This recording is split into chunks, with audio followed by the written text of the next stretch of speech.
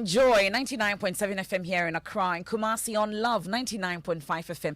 We are on over 30 affiliates across Ghana's 16 regions. We are on Ganga FM in Jirapa, Radio Somali in Wa, Flow FM in Aflao, KTU Radio in Koforidua, Sun City Radio in Keta. Better still, we are on Twitter Spaces, Facebook and myjoyonline.com. This afternoon, leading voice in the demand for the finance minister to be sacked, Andy Apiakubi, is this afternoon alleging a grand scheme by some individuals to influence them with money to abandon the crusade to remove Ken Ofori-Atta, but he has a warning for them. And I'm referring to situations of yesterday. I am saying that we have sound enough warning to people who want to influence members of our coalition with materialism. It won't happen.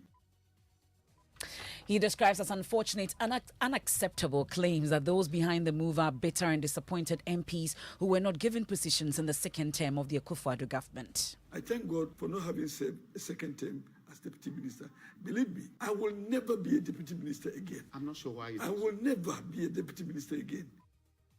Meanwhile, former President Mahama says the economy is in crisis because of the finance minister. We're in this mess because an untouchable finance minister has been left to run this economy into the ground. We'll get to hear the views of a founding member of the NPP as well. And also this afternoon, some financial institutions warn customers to abandon plans of redeeming their investments at the risk receiving lesser amounts due to the current economic challenges. Green paper na bag 18 million. Say green paper ba fam 9 million. About 18 million ton 3 5 cities. About 9 million what ton 3 5 cities. What just say you kum one kasa because the Ghanaians we are killing ourselves. So going to do something. Please, going to do something. Please, we are begging him. It's very too much. We'll get to hear from some Ghanaians who are still bearing the brunt of current challenges, plus the opposition NDC's measures to stem the tide. There must be an immediate moratorium placed on all non-concessional borrowing. Governments must stop collateralizing statutory funds. We have sports. Director General of the National Sports Authority, Professor Peter Chumese, released on police inquiry bill following arrest earlier today for alleged fraud. And in our North Galamsey campaign, Forestry Commission overwhelmed by fresh evidence of invasion in forest reserves in the Ashanti region. The situation is very horrible, and I think something must be done to it. If you look at the extent of destruction, then... We have that and more here on the Midday News with me, Emefa Apawu. Please stay with us. This is your home of independent, fearless and credible journalism.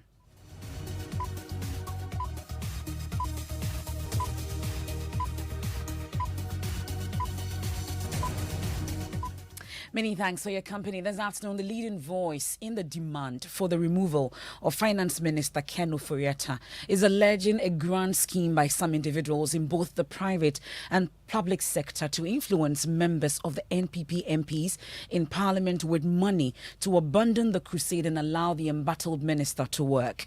Andy Apiakubi, who is also the Member of Parliament for Asante Achim North, says he will not be forced to expose such individuals if they do not stop at the attempt. He would rather be forced to do so.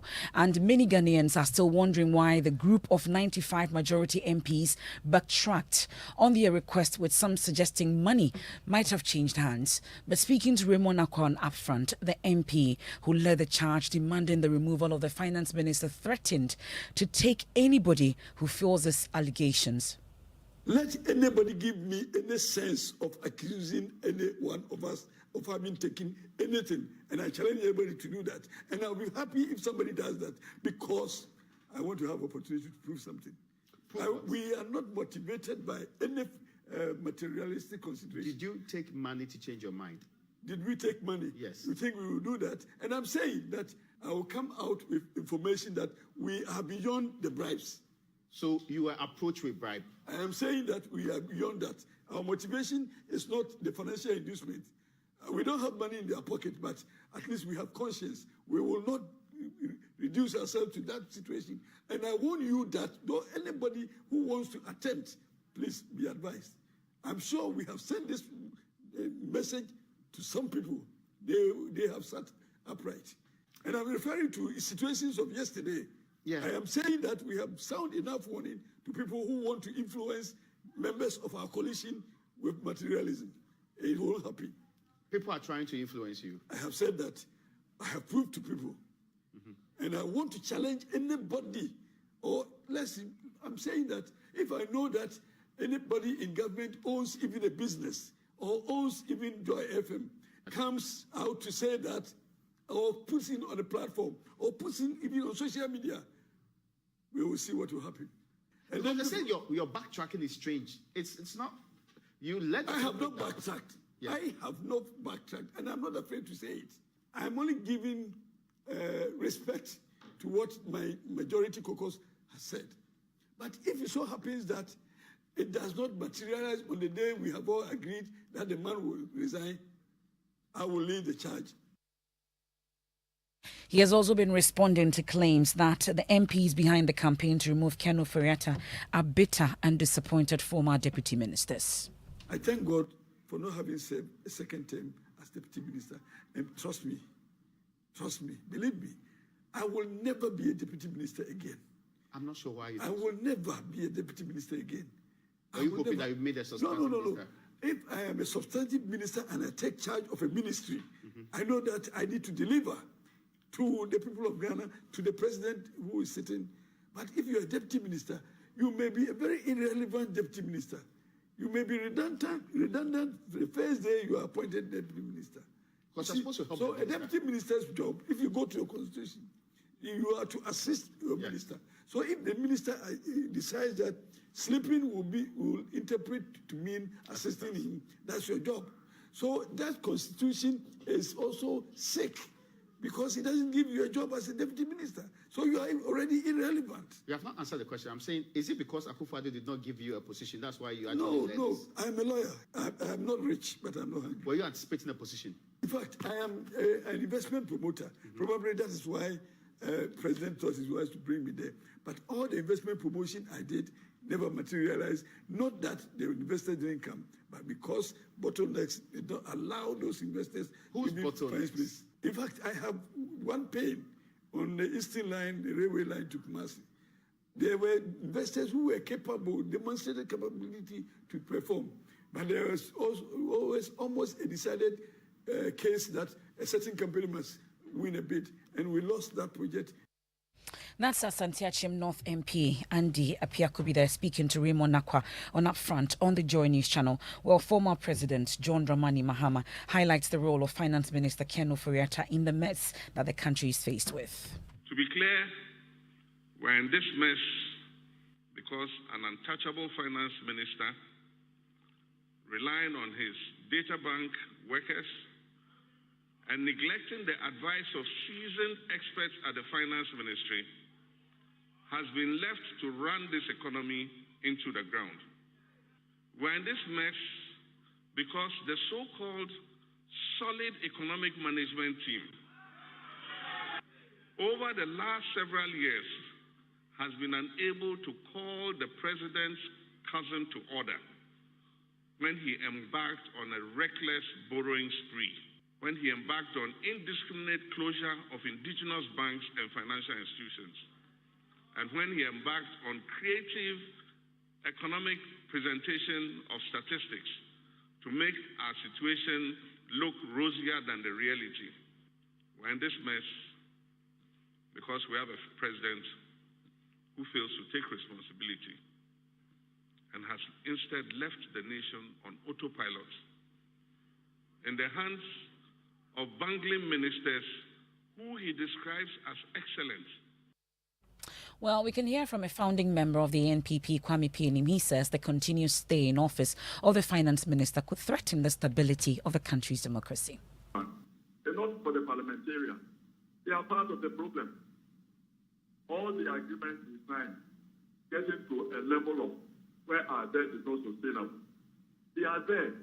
The public finance management law are very clear. When the Minister for Finance is presenting any budget, any law, he has to bring a financial impact assessment attached to it. As the minister, as the MP, whether they looked at those things. We have this unsustainable debt because of them. They didn't do their job. So it's not up to them now to say they are agreeing the minister 3 weeks. NPP communicators, young people, it's your future. For some of us, we are in the waiting room, waiting for our wedding pajamas. it's you and your children that Ken has borrowed money for you to be paying. Please let him go and rest and let somebody else take over. And look, people lost their lives to build the NP. It isn't a bicycle for anybody to drive to his destination and dump it into the gutter. So Ken should go now before he destroys further the new constitutional regime that we have.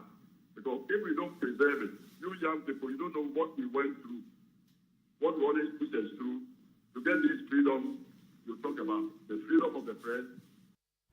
That's Kwame Pienim. He's an economist and a founding member of the NPP. We'll stay on matters relating to the economy. This time, financial institutions are urging customers to back off plans to redeem their investments immediately.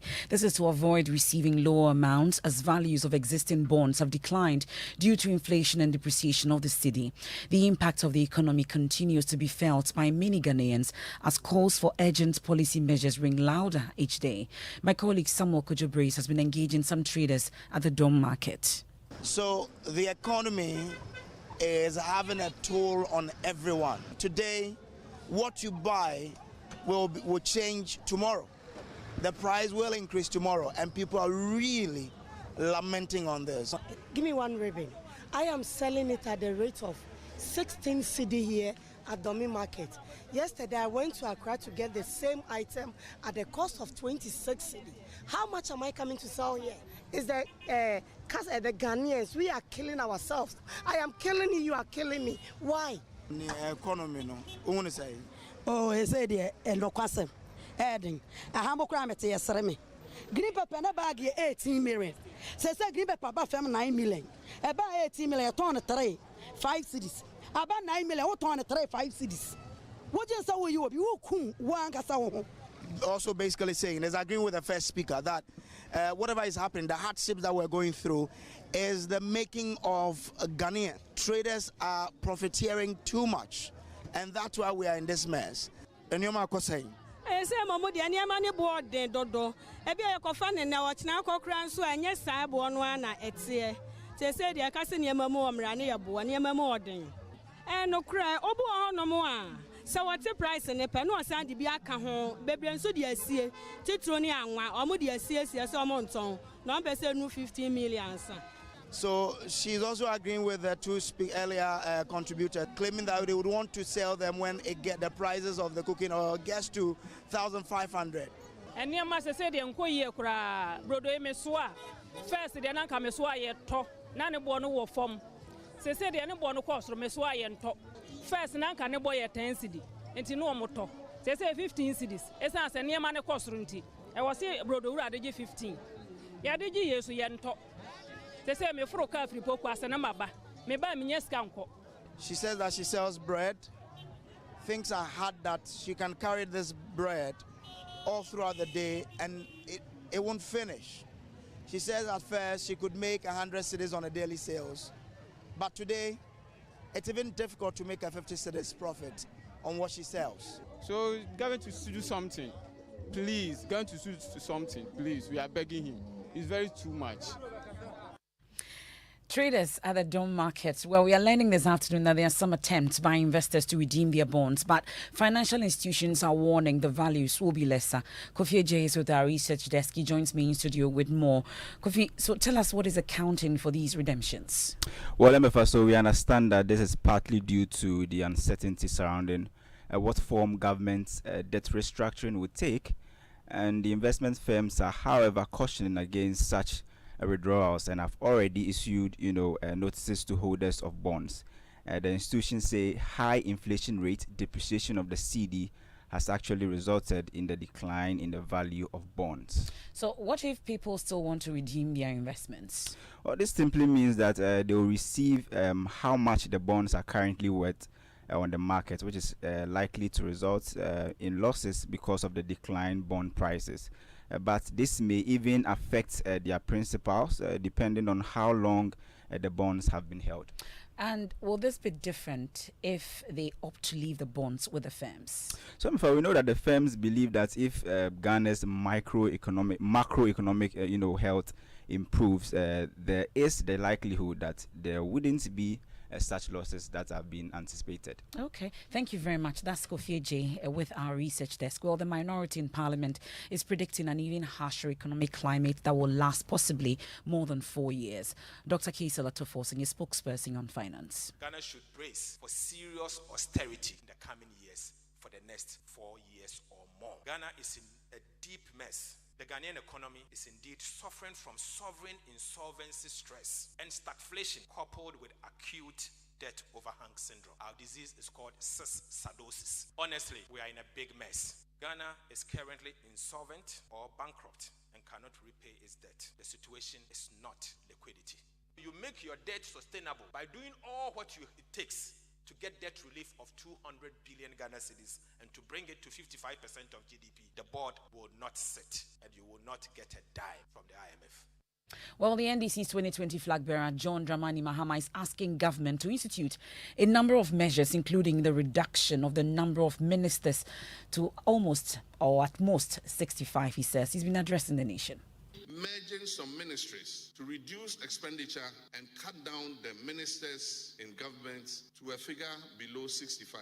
We have a free SHS secretariat. Meanwhile, the Ghana Education Service has adequate capacity to handle the implementation of the free SHS policy without the wasteful existence of another secretariat. Again, why create and staff a one district, one factory secretariat? The public funding of the National Cathedral, particularly at this time, must stop. Well, we can hear from a member of the Finance Committee in Parliament, Dr. Stephen Amwa. He believes the suggestions of the former president are not feasible. I'm trying hard not to do politics. But my sister, if we want to do politics, even 2016 that we are not going through this global ordeal, GDP today is higher than what they handed over to us. Reserve today is about 6.6, even though it has been reduced. It's still bigger than 5.8 billion under his regime. Even interest rate, which is 33, is still lower than their regime, which was 37.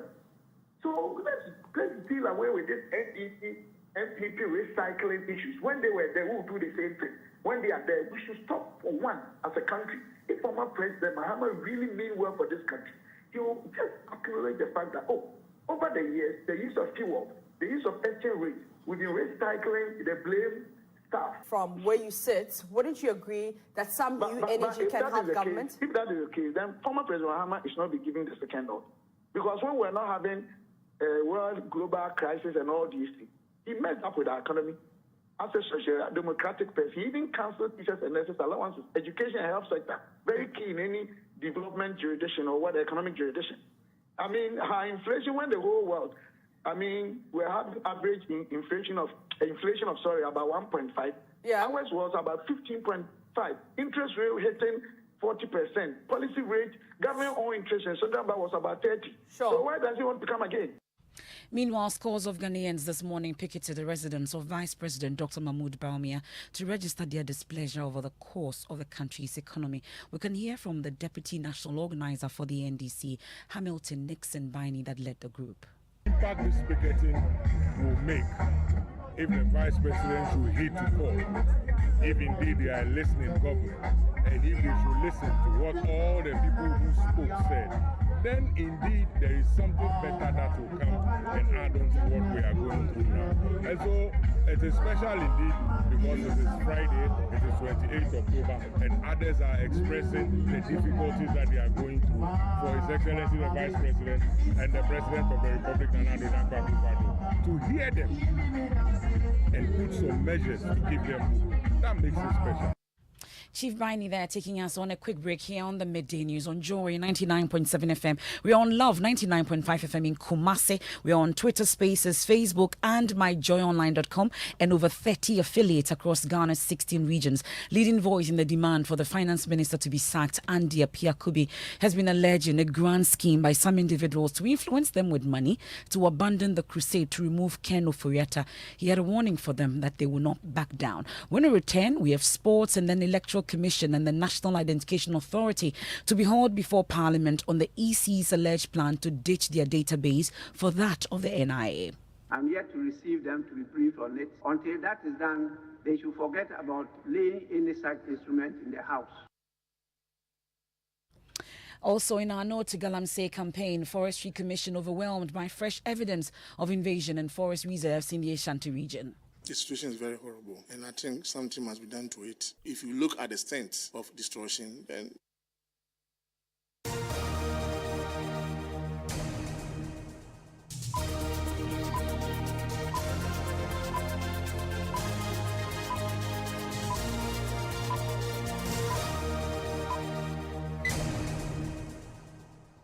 Thanks for choosing us. Here is the midday news on Joy 99.7 FM. Let me take you to Parliament, where the minority is demanding that leadership of the Electoral Commission and National Identification Authority are brought before them immediately. Minority Leader Haruna Idrisu is alleging that the EC is planning to ditch its voters' database and rely on that of the NIA. He's been commenting on the business statement for next week presented in the House. Mr. Speaker, there is a discrepancy in the numbers between what the Electoral Commission have registered as voters, up to 17 million, and what is on the roll of the National Identification Authority. And we hear that the Electoral Commission wants to rely on the National Identification Authority data. The primary question the Honorable Ahmed is asking is, so what has happened to the Electoral Commission's own biometric data? That today they are avoiding the use of their own biodata they collected, and they want to collect biodata from the National Identification Authority. But we need a reconciliation of the numbers, because we are very convinced that Article 42 confers a right on Ghanaians to be registered as voters by the Electoral Commission. Let me take you to Parliament. Our correspondent, Kweku Asante, joins us on the line. Kweku, tell us how the Majority Chief Whip, who presented the business statement on behalf of the Majority Leader, respond to these concerns of the minority. So according to Frank Anodompre, this is a conversation they had at the business committee meeting. And it was expected that the EC and NIA will be profiled to come and meet leaders of the House. He said it might have been an oversight. That is why there was omitted from the business statement, and that it will be addressed in the coming weeks. Many occasions, there are businesses that have been discussed at the business committee, inadvertently being left out when the business statement is finally presented. I think this is pure omission, because I was at the business committee, just as my colleague said. It was mentioned, and the Majority Leader gave indication that he would eventually ensure that he finds expression in the business statement. I guess it's because the report is not finally done yet. So we will relate appropriately and get the report so that we can present the report duly. But speakers to programming for these institutions to appear before us, I don't think there is any difficulty. Now, Kweku, let's talk about other businesses to be considered by Parliament today. So Parliament has been considering a number of things regarding the Cocoa Board report that was referred to the Employment Committee. MPs have been making comments. The report has been adopted. It is expected that some committees will be sitting to as regards to businesses that will be doing next week before the agenda. I'm yet to receive them to be briefed on it. Until that is done, they should forget about laying any such instrument in the House. I think there will be a misinterpretation and misunderstanding of the concept of independence of various state institutions or arms of government that are stated by the Constitution to be independent. The independence is in the performance of their functions. That's Speaker of Parliament Alban Bagbing there. Let me take you to the court, but before then, time for sports. Emefa, earlier today, the Director General of the National Sports Authority was in the police custody at the Legon police station. He has been released on police bail. What we understand is that his secretary, which is Efia Serbo, she was detained on Thursday by the police. I was at the police station, and what I picked up was that Mums and Sons company was given a contract to provide hampers to the National Sports Authority. However, it was the company of the secretary to the Director General that was entered as the company that won the contract, and forcing Mum and Sons company to report them to the police, and that's how they were arrested earlier today, but they have been released on police bail. Interesting development there. Thank you very much, Muftau. Now, a high court in Accra has dismissed a defamatory case brought against investigative journalist Kwete Nate and Multimedia Group Limited by the Director of Political Affairs at the Chief of Staff Office, Frank Isiedu-Bekwin. Court correspondent Joseph Akablé has details of that. What more are we learning?